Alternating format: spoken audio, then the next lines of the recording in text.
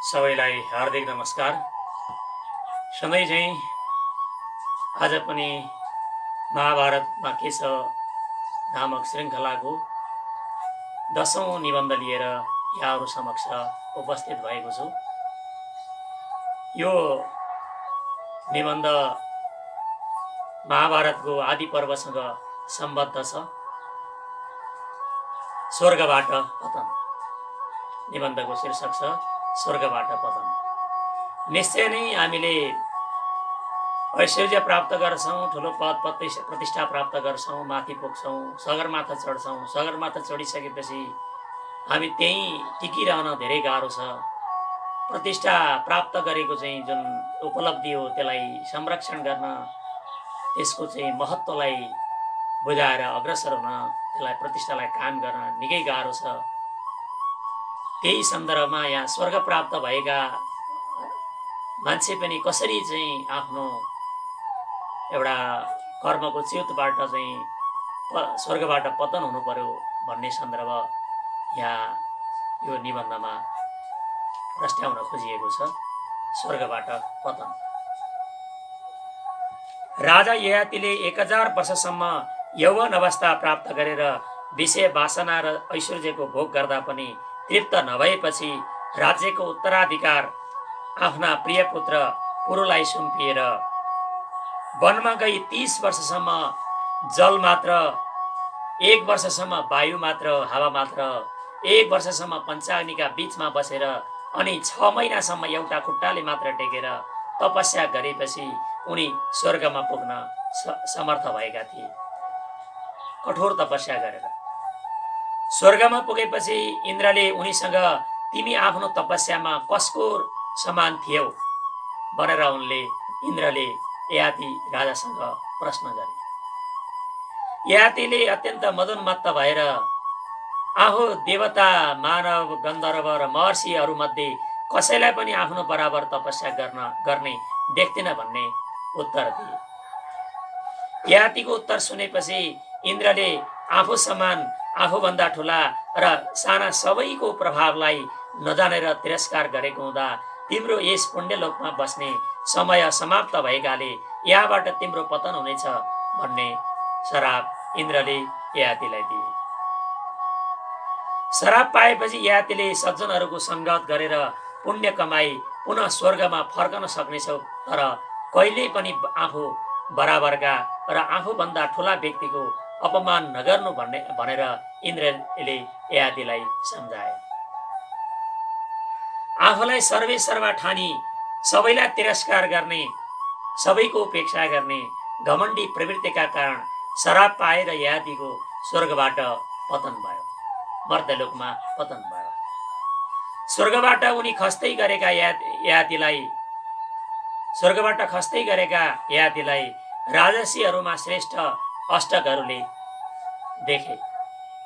इन्द्र समान अत्यन्त सुन्दर भएका, सूर्य र अग्निको जस्तो तेज भएका, अत्यन्त शक्तिशाली जस्ता देखिने तिमी को हौ र स्वर्गबाट तिम्रो किन पतन भयो भनेर अष्टकहरूले ययातिलाई खस्दै गर्दा सोधे। साथै उनीहरूले तिमी आकाश मार्गबाट पुण्यात्मा सन्तका समीपमा छौ भनेर ययातिलाई विश्वस्त पनि तुल्याए। अष्टकहरूको जिज्ञासा शान्त गर्दै ययातिले सम्पूर्ण प्राणीहरूको अपमान गर्नाले आफ्नो पुण्य क्षीण भएका कारण स्वर्गबाट च्युत भएर तल खसिरहेको छु भन्ने कुरा बताए। ययाति अष्टकहरू भन्दा उमेरले जेठा भएकाले अष्टकहरूलाई अभिवादन गर्न असमर्थ भए भने अष्टकहरूले द्विजातिमा वयोवृद्ध भन्दा विद्या र तपस्याले ठुलो व्यक्ति नै पूज्य हुने बताए। ययातिले आफूसँग पुण्यरूपी अत्यन्त धेरै धन भए पनि अर्काको निन्दा गर्नाले त्यो सबै नष्ट भएको रहस्य अष्टकहरूका सामु खोले। मान्छेले जुन सुख र सुख प्राप्त गर्दछ त्यो आफ्नो शक्तिको नभई प्रारब्धद्वारा नै प्राप्त गर्ने भएकाले हर्ष र शोक प्रकट गर्न नहुँदो रहेछ भन्ने चिन्तन ययातिले अष्टकहरूको सामु व्यक्त गरे। जसरी यस लोकमा दाजुभाइ, मित्र र आफन्तीहरू नै किन नहुन्, धन नष्ट भएपछि उसको साथ छाडिदिन्छन्। धन हुँदासम्म आफ्ना छन् धन नष्ट भएपछि जसरी छाडिदिन्छन् त्यसरी नै परलोकमा जसको धर्म समाप्त भएको छ त्यस व्यक्तिलाई देवराज इन्द्रसहित सबै देवताले तुरुन्त त्यागिदिने भएकाले आफू पनि त्यसरी नै पुण्य क्षीण भएर स्वर्गबाट पतन हुनु परेको रहस्य यातिले अष्टकहरू समक्ष व्यक्त गरे। साथै जसले आफ्नै मुखले आफ्ना पुण्य कर्मको बखान गर्छ त्यस्ता व्यक्तिको यही भवमा अर्थात् यही मर्त्यलोकको नरकमा पतन हुन्छ भन्ने चिन्तन पनि यातिले अष्टकहरूका सामु प्रस्तुत गरे। सन्तहरूले स्वर्गका 7 महान ढोका बताएका छन्। स्वर्गमा छिर्ने 7 वटा ढोका छन्।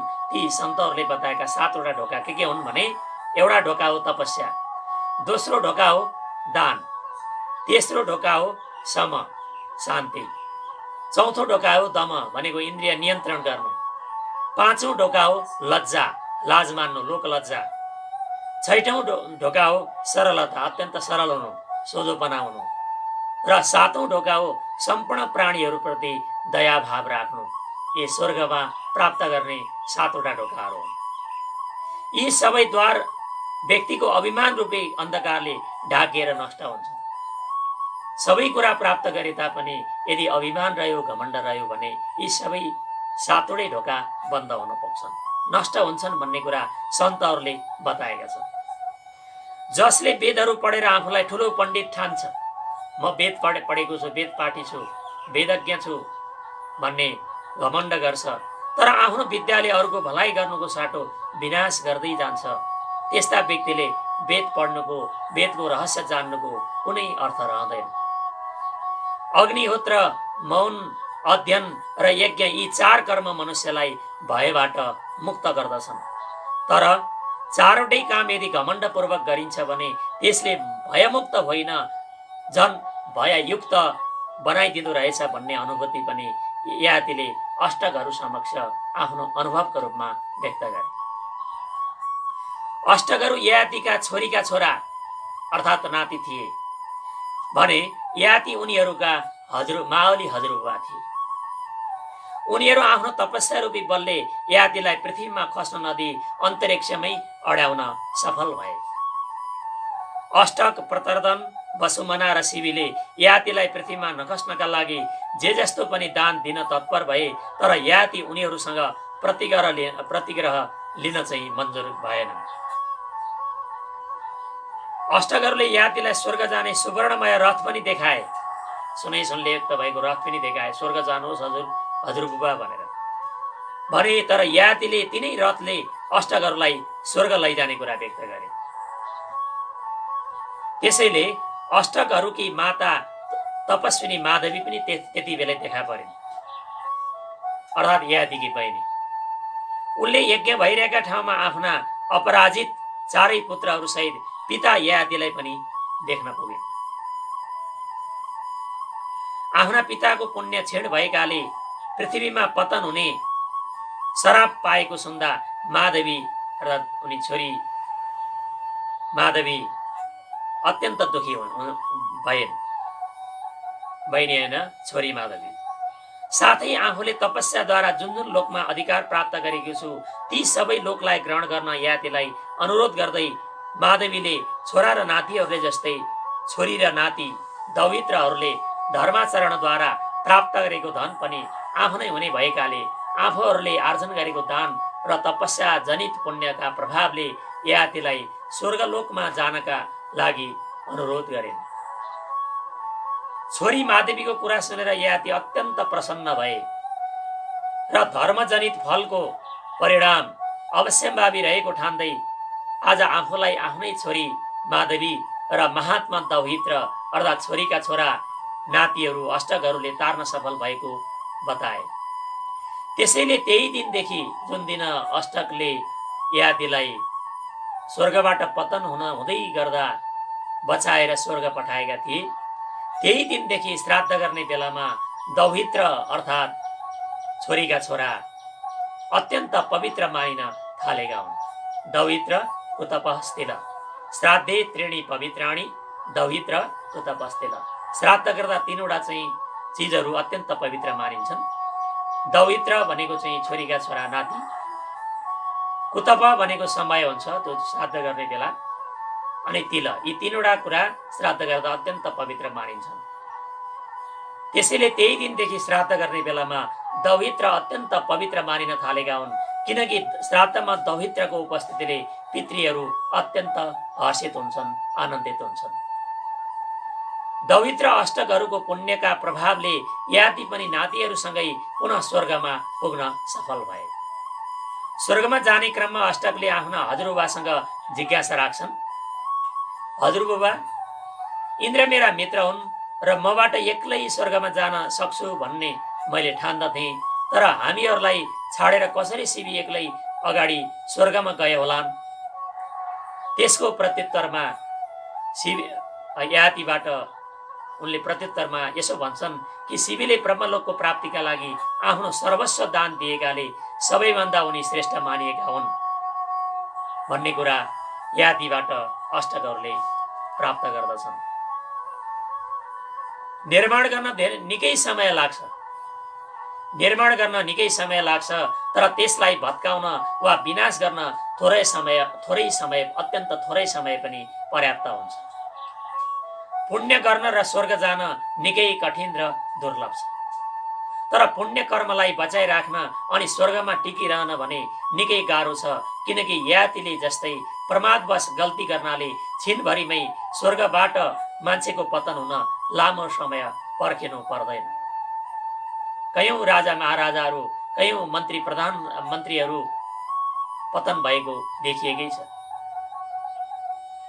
सांसारिक सुख सुविधामा चुर्लुम्ब डुबिरहने र कुनै पद प्राप्त हुँदा बित्तिकै स्वर्ग पुगेको अनुभूति गर्ने व्यक्तिहरूले गर्ने ससाना दुष्कर्महरूले पनि तिनलाई छिटै पतन बनाउँदो रहेछ भन्ने कुरा हामीले जति छिटो बुझ्न र मनन गर्न सक्नेछौँ, त्यति नै छिटो हामीसँगै हाम्रो परिवार, हाम्रो समाज, हाम्रो देश र हाम्रो विश्वमा नै वास्तविक उन्नति र प्रगति हुन सक्नेछ। महाभारतको आदि पर्वसँग सम्बद्ध यो 10औं निबन्ध जो स्वर्गबाट पतन शीर्षकमा थियो यति नै रह्यो। वास्तवमा हामीले आफ्नो हैसियतले जुन सफलता प्राप्त गर्छौँ त्यसलाई बचाइराख्न धेरै सङ्घर्ष गर्नुपर्छ, जो सफलता प्राप्त गर्नुभन्दा पनि बढ्ता सङ्घर्ष गरेर त्यसलाई बचाइरहनुपर्छ भन्ने सन्दर्भ यो यातिको स्वर्गबाट पतन हुँदै गरेको र अष्टकहरूले बचाएको सन्दर्भ यस निबन्धमा आयो। र यसरी बचाउन सक्ने हाम्रा नाति पनातिहरू कोही पनि हुँदैनन्। त्यसैले हामीले आफ्नो कर्तव्यबाट हाम्रा सन्ततिहरूलाई राम्रो शिक्षा दिँदै जान सक्यौँ भने निश्चय नै हामीलाई बचाउने यातिलाई बचाउने अष्टकहरू जस्तै हामीलाई बचाउने अष्टकहरू पनि जन्मिँदै जान सक्नेछन्।